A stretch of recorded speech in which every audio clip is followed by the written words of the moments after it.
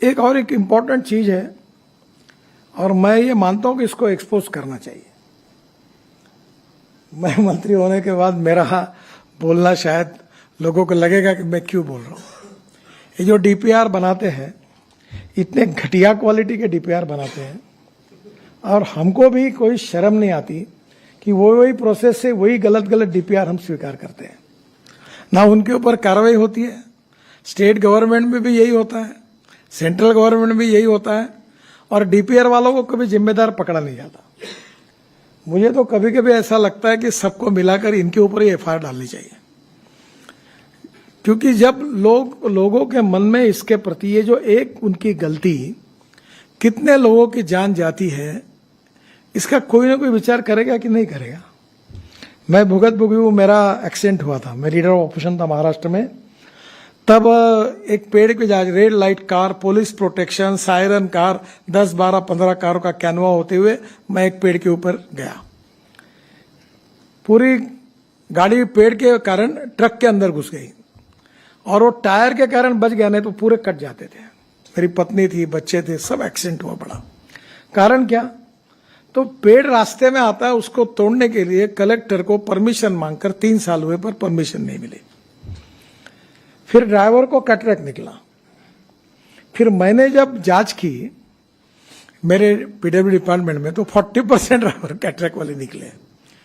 फिर एक मुख्यमंत्री का गाड़ी का ड्राइवर अनेक सालों से गाड़ी चला रहा था, वो अंधा निकला। फिर एक केंद्रीय मंत्री का ड्राइवर, उसकी एक आंख गई थी। यानी हमारे देश में मेरे समझ में नहीं आता कि इतने सीरियस इश्यू पर कितनी उदासीनता है, और ये मैंने बोलना लोगों के सामने मुझे अच्छा नहीं लगता। और इसलिए स्वाभाविक रूप से फिर कैंप शुरू हुए कैटरेक्ट चेक करने के। टोल नाके पर कैटरेक्ट चेक किया, चश्मे देने की बात हुई। अब हमने ड्राइवर के लिए एसी कैबिन लाई। मुझे लगता है कि ये इशू शायद हमारी ये कमी होगी कि इसका जो महत्व है लोगों की जान बचाने का, शायद लोगों को समझाने में हम कम पड़े होंगे। और इसलिए ये अवेयरनेस और तैयार करना होगा। कानून के प्रति डर भी नहीं और सम्मान भी नहीं। और एक बात ये रिपोर्ट के कारण सिद्ध हुई है, तो मैं पीयूष को धन्यवाद दूंगा, कि जो प्रॉब्लम्स है, जो समस्या है, जो ब्लैक स्पॉट्स है, उसको सुधारने के बाद, उसमें कुछ सुधार करने के बाद एक्सीडेंट में और डेथ में कमी आई है। तो इसका मतलब रोड इंजीनियरिंग और ऑटोमोबाइल इंजीनियरिंग में सुधार करने से कमी आ सकती है। अब ऑटोमोबाइल इंजीनियरिंग में तो बहुत सुधार हो गया। सब लोगों ने 6 एयरबैग लगाना भी शुरू कर दिया है। अभी स्टार रेटिंग भी हुआ है। तो नेचुरली ऑटोमोबाइल इंजीनियरिंग में जो रोड सेफ्टी के लिए और हमारे लोगों की जान सुरक्षा के लिए वो हो गया है, और अगर कोई सुझाव आएगा तो करेंगे। ट्रक और बसेस में भी बस का कोड था। कोई भी हाथोड़ा लेके बस में बैठता था और रोड पर बस बॉडी बनाता था। 6 बार 7 बार मैंने उनको टाइम दिया। अभी हमारे यहाँ समृद्धि महामार्ग पर एक बस आई, जल गई, 50 लोग मर गए। उस दिन मैं इतना गुस्सा हो गया, मैंने बोला सेक्रेटरी जी को कि ये खत्म करो इसको। अब प्रॉब्लम यह है कि बसेस में जब अभी ये जो बड़े कंपनी ने बसेस बनाए, अभी मैंने एक स्लीपर कोच बस बेंगलोर में लॉन्च किया था। ये जो ग्लास दिखती है आपको बड़ी, इस प्रकार से वो पूरी ऐसी जो विंडो थी उसमें बड़ी ग्लास है और उसके बाजू में प्लास्टिक की हथौड़ा है। अगर बस गिर गई तो हथौड़े से वो तोड़कर वो बाहर आ सकते हैं। ये भी सुविधा ये अभी बस में नहीं थी। घटिया क्वालिटी कितनी बनाना, सस्ता बनाने के लिए, तो उसके कितने लोग मर रहे हैं। और इसलिए अभी हमने बस में भी और कार में पीछे से बेल्ट लगाने के बारे में नियम बनाया। आज सामने वाले बेल्ट के बारे में भी नियम बनाया। काफी लोगों की जान उसके अंदर बच जाती है। और इसलिए मेरा जो सुझाव है कि अब विशेष रूप से जो स्कूल के टीचर है, हेडमास्टर है, इन्होंने आगे आना चाहिए। उनके स्कूल में रोड सेफ्टी की प्रतिज्ञा लेनी चाहिए। बच्चों को पढ़ाना चाहिए, चाहे इसके कितने डेंजरस है, कैसे लाइफ जा रहे हैं, कितने नुकसान हो रहे हैं, इसके बारे में एक लोगों का एजुकेशन, प्रबोधन, प्रशिक्षण, और उसके साथ फिर उसका ट्रेनिंग। तो ये जो जनरेशन तैयार होगी इसका बहुत फायदा होगा। मैं वर्ल्ड बैंक में बंडोपाध्याय जी भी है और पीयूष भी है, तो आप एक करिए कि ऐसे कोई टैलेंटेड लोग जो कार्टून फिल्म बनाते हैं, उस प्रकार के छोटे छोटे बच्चों को कंसंट्रेट करके ऐसी छोटी छोटी फिल्म, छोटे छोटे किताबें तैयार कर सकते क्या, इसके गेम्स बना सकते क्या। मुझे याद है हुंडई कंपनी ने, मैं और शाहरुख खान जी थे, उन्होंने एक ऐसा एक बुक निकाला था। तो ये कंपनियां स्पॉन्सर करेगी और ये इसके बारे में स्कूल में विशेष रूप से 10वीं के पहले तक, प्राथमिक और माध्यमिक, इन स्टूडेंट्स के लिए उनके आईक्यू के हिसाब से इफेक्टिव ट्रेनिंग और कोर्सेस, इसके बारे में हम लोग आगे आए। दूसरी बात इंपॉर्टेंट ये है कि हमारा ये प्रोजेक्ट, ये जो सब्जेक्ट है, ये स्टेट लिस्ट में है। इसमें राज्य सरकार का भी सहयोग चाहिए और भारत सरकार का भी सहयोग चाहिए। तो स्वाभाविक रूप से जो हमारा पुलिस डिपार्टमेंट है, जो ट्रांसपोर्ट डिपार्टमेंट है, ये इसके लिए सुमोटो कुछ इनिशिएटिव ले।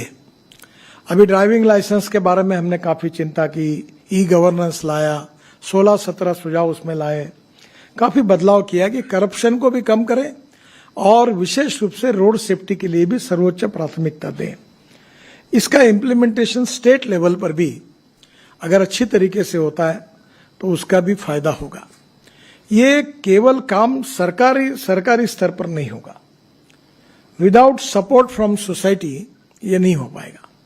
और इसलिए NGOs, universities, social organisations, schools, colleges और इसके साथ अलग अलग प्रकार के जो इवन पॉलिटिकल पार्टी का भी सहयोग लिया जा सकता है। इसके जो प्रोग्राम्स होंगे वो भी करने में सरकार की तरफ से हम सहायता कर रहे हैं, पर मैं समाधानी नहीं हूं। इसमें जो जो प्रकार के काम सरकारी स्तर पर होने चाहिए उसको और करने की आवश्यकता है, क्योंकि जिस प्रकार से वॉल्यूम बढ़ रहा है, 10% डेथ में और 12% एक्सीडेंट में बढ़ोतरी हुई, इसमें भी कभी कभी तो हमारे एक स्टैटिस्टिक डिपार्टमेंट है 5 साल पहले के एक्सीडेंट को नोट करता था। मेरे को इतना गुस्सा है, मैंने पूछा तुमको पगार 5 साल बाद दे दे, फिर तो 5 साल का डाटा इकट्ठा करे तो 5 साल के बाद पगार दो इनको। यानी कोई शर्म भी नहीं आती है। I am sorry to use this word. और इसलिए पहले मैंने कहा कि कुछ भी करोगे, एक्सीडेंट होने के बाद वहां का पीडी है, आरओ है, वो रजिस्टर करे और तुरंत 15 दिन में हमको पता हो जाए, और इमीडिएट कुछ ऐसे मेजर से जो वो कर सकते हैं कि भाई एक्सीडेंट हुआ तो तुरंत वो रोड की दुरुस्ती करें। हमारे यहाँ एमपीज के इसमें हमने अपघात निवारण कमेटी, एक्सीडेंट निवारण कमेटी अपॉइंट की, उसमें पब्लिक रिप्रेजेंटेटिव और एमपी और कलेक्टर को जिम्मेदारी दी। पर इसमें जो जो अवेयरनेस और इसके लिए जो काम होना चाहिए उसकी गति बढ़ानी होगी, और ये बहुत गंभीर समस्या है। इसमें 2 प्रकार की बातें मुझे लगती है। पहली बात कि रोड सेफ्टी में एक्सीडेंट्स क्यों हुआ है और डेथ क्यों हुई है, और दोनों का संबंध रोड डिजाइनिंग से क्या है, ऑटोमोबाइल इंजीनियरिंग से क्या है। कम से कम ये तो हमारे रीच में है कि इसको हम पूरा कर सकते हैं। कुछ ऐसे एक्सीडेंट्स हो सकते हैं कि जो हम सब कुछ करने के बाद भी होंगे, उसका कोई इलाज नहीं है, पर जिसके कारण है वो कारणों को ढूंढकर उस समस्याओं को किसी भी स्तर पर, प्राथमिक स्तर पर उसको पूरा करना, और इसके लिए पब्लिक अवेयरनेस तैयार करना। हमारे यहाँ नागपुर में एक अच्छा प्रोजेक्ट चला, मुझे नहीं लगता था उसको सक्सेस मिलेगा, कि उन्होंने क्या किया, जो रूल्स ऑफ द रोड का पालन करते उनको बोनस पॉइंट मिलने लगे, और वो बोनस पॉइंट के आधार पर कोई पिज्जा हट में उसको कंसेशन मिलने लगा, कोई रेस्टोरेंट में मिलने लगा, कोई मॉल में मिलना पड़ा, तो उसके कारण लाखों लोग अब उसका एडवांटेज लेने लगे। तो एक प्रिंसिपल और फिलॉसफी ऐसी है कि अच्छे काम करने वालों को अवार्ड और बुरे काम करने वालों को सजा। तो नेचुरली ये अवार्ड मिलने लगे, उसके कारण भी कानून के प्रति उसका पालन करना चाहिए, इसका एक अच्छा रिस्पांस मिला। तो मुझे लगता है कि कुछ शहरों में भी एक्सीडेंट की संख्या ज्यादा है, कुछ जगह डेड एंड्स हैं, कुछ जगह रोड के बीच में लोग क्रॉस करते हैं, वहां एक सोलर लाइट का छोटा छोटा लाइट भी लगा दिया तो भी लोग अवेयर हो सकते, वो भी नहीं है। और इसका कारण जो है वो आम अधिकारियों में और जनता में भी जितनी संवेदनशीलता चाहिए उसकी और ज्यादा निर्माण करने की आवश्यकता है। और मुझे लगता है कि एक तरफ टेक्निकल रिपोर्ट पर भी काम करना, दूसरी तरफ लोगों को इसका महत्व पटाकर उनको ये कन्विंस करना कि इसमें आप भी कंट्रीब्यूट करें। जो सुनते नहीं उनके लिए कानून को इन्फोर्समेंट करके फाइन करना। और एक प्रकार से इस पूरे एक प्रकार की ऐसी बीमारी है और जो हमारे सोसाइटी में कितने बड़े प्रमाण पर लोगों की एक प्रकार से प्राण जा रहे हैं, तो ये बहुत ही सीरियस सब्जेक्ट है। पर मुझे इस बात का समाधान है, खुशी है कि वर्ल्ड